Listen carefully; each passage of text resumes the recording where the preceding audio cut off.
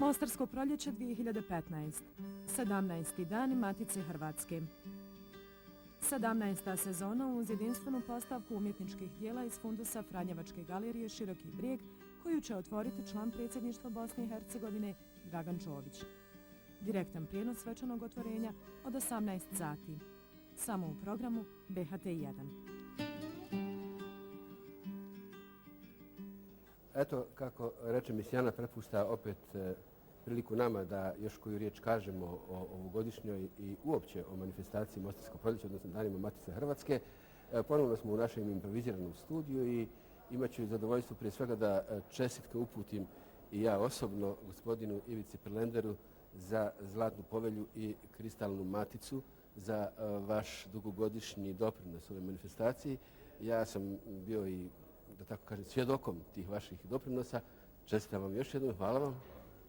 Šta vam na kraju znači jedno ovako priznanje s obzirom da ipak potiče od prijatelja, od onih koji su dijelili s vama i vrijeme i prostor i iskrenost svih ovih godina? Pa prije svega iznenađenje. Znate, Dubrovčani se ne zahvaljuju svojima, ali znao sam prevesti. Mostarci, da. Ja želim vjerovati da u ovo kolo u kojem je maestro Šutej, povelja nosi njegovo ime, uveo početkom ovog milenija i kojemu s velikim zadovoljstvom i sa svim što znam sudjelujem, da ću u njemu biti u povlaštenoj prilici pridonositi još i u narednom periodu. Čestitku ću uputiti i mom drugom gostu, gospodinu Darku Juki, ravnatelju, odnosno voditelju Galerije Aluminij u Mostaru. Vi obilježavate 15 godina, jedan ovakav svečarski trenutak s jednom ovakvom izložbom, u jednom ovakvom ambijentu, zaista velika stvar za jednog mladog čovjeka koji je na čelu ove institucije. Prvo, hvala vam lijepa i želite pozdrav i divne riječi koje nam upućujete. Pozdrav svim gledateljima BHT-a i priključujem se čestitke doktoru Perlenderu, više nego zasluženo i divno kazano pri samom uručenju. Drago mi je da se osjeća kao doma napose u ovoj instituciji koju neskromno možda zvuči, ali volim istaknuti jednom od hramova kulture u Hercegovini. Dakle, 15 godina postojanja je jedna značajna brojka, jedan lijep okrugao jubilej koji smo, evo, želim vjerovati, na dostojan način proslavili. Ne samo večeras, nego svih ovih tjedana koji će izložba biti dostupna javnosti za, naglašavam, besplatno razgledanje, dakle 4 tjedna od današnjega dana. 15 godina rada na oplemenjivanju ovoga grada, kulture ove sredine, otvaranje prostora kako za velika svjetska imena koja darujemo svojim Mostarcima, tako i ono što je možda u nekom drugom kontekstu bitnije, dakle otvaranje mogućnosti mladim stvarateljima, dakle uvijek razine akademskih slikara, kipara ili grafičara, za opravdati svoje umjetnička nastojanja. Jako smo ponosni na to, predano radimo na tomu, čak i unatoč svim ovim pritiscima krize koja se tako gružno navaljala, pa i na kulturu, između ostaloga. Naglašavam, Aluminij d.d. Mostar je utemeljitelj Galerije Aluminij, gospodarska institucija koja je jako teško ostala to breme, ali od ovog prostora nismo odustali. Gospodine Perlender, vi ste čovjek koji svjedoči, dakle, neku posebnu energiju koju zrači Mostarsko proljeće i koja je jako bitna za regionalno poimanje suradnje u novim okolnostima. Kako ste se vi osjećali svih ovih godina i na koji način u stvari vidite Mostarsko proljeće kao jednu iznimno vrijednu kulturnu manifestaciju?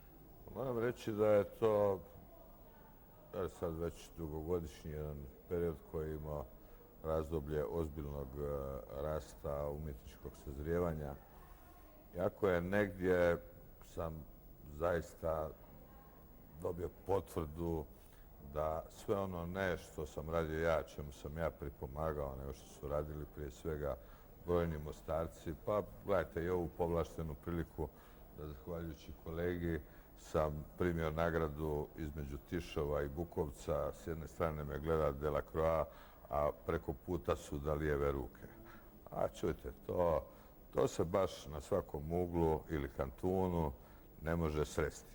U Vilniusu pred 5-6 godina, kad sam predstavljajući Dubrovačke ljetne igre u tom času kao jedno festival koji je jedan od temeljitelja Europske udruge festivala iz 1956. godine, dakle prije nego sam se čak i ja rodio, Izabran je Mostar, 2009. izabran je Mostar. Prvi put u festivalskoj povijesti, izuzimajući članice utemeljitelja, da je jedan festival izabran bez ijednog suzdržanog glasa. To je sjajno. Baš ni jedan suzdržani glas. Ako to nije potvrda, onda doista ne znam što onim ljudima, prije svega Josipu Muselimoviću i svim mostarskim matičarima, nije, da tako kažem, ne kruna, jer kruna je bila neki završetak, ali nije neka verifikacija na doista globalnom planu, budući udruga se zove Europskom, ali okuplja festivale i u Tel Avivu i u Hong Kongu, nije zatvorena na zemljopisne granice Europe. Jasno, spomenuo je kolega teško breme recesijskog vremena, ili kako god to nazivali, ali, kako bi rekao Ivo Vojnović, još smo tu i još nas vrag nije odnio. I neće još zadugo, ja se nadam. A nakon prošlogodišnje izložbe Mostarski trolist Florana Mičkovića, Juse Nikšića i Krešimira Ledića, što je bio i omaž Lediću, jer je on nažalost otišao, pada mi na um nakon ove izložbe kako Mostar upotrebljava na najbolji mogući način onu poznatu krilaticu misli globalno, a djeluju lokalno. Kao da se ovo potvrđuje i ovogodišnjom izložbom uz vaš jubilej, gospodine Juk. Pa jest, drago mi je da ističete taj moment, jer sigurno postoji, to je više nego pokazano ovom izložbom. Dakle, izbor od 4.500, kao što je već više puta večeras naglašeno, dijela iz Franjevačkog fundusa na Širokom brijegu, 95 dijela, remek dijela koji nadmašuju naše okvire, dakle, svrstavaju se u europsku pa i svjetsku kulturnu umjetničku baštinu. Dakle, širok jedan spektar, besmrtna imena koja smo doveli na dar Mostarcima i evo, kao što ste kazali, misli globalno, djeluju lokalno. U Mostaru vidjeti ovaj postav. Neki su pitali zašto ste ocijenili možda malo istrčavši u samom startu izložbom desetljeća. Ja mislim da je to večeras odgovoreno na taj upit, jer sumnjam, nisam pesimist, realist sam, sumnjam da ćemo u nekom skorom razdoblju ovoga kalibra, da se možda malo ružno izrazim, ili ove razine postav ponovno vidjeti u našem gradu. Ja bih volio da me netko uskoro demantira, bio bih presretan. A evo i omaže koje ste spomenuli, dakle i mi ovdje u ovoj instituciji kulture u Mostaru nastojimo vrijednovati imena koja su na neki način nepravedno zapostavljena i zaboravljena iz povijesti ovoga grada, ističući u više navrata kojim se to ljudima treba na neki način odati poštovanje, koji su toliko puno ostavili pečata, da ne kažem pečat u povijesti grada, a nisu vrijednovani kako to treba. I na tom planu ćemo i u skoro vrijeme nešto raditi, ali o tomu više evo kad dođe jesenja sezona. Ljestvicu ste podigli visoko. Boga mi, valjda će taj tempo izdržati i ne dati da se padne ispod toga. Ja vam želim puno sreće i želim da uspijete u svim vašim nakanama, pogotovo što iza sebe već imate 15 godina iskustva. Hvala Ivici Perlenderu, hvala Darku Juki.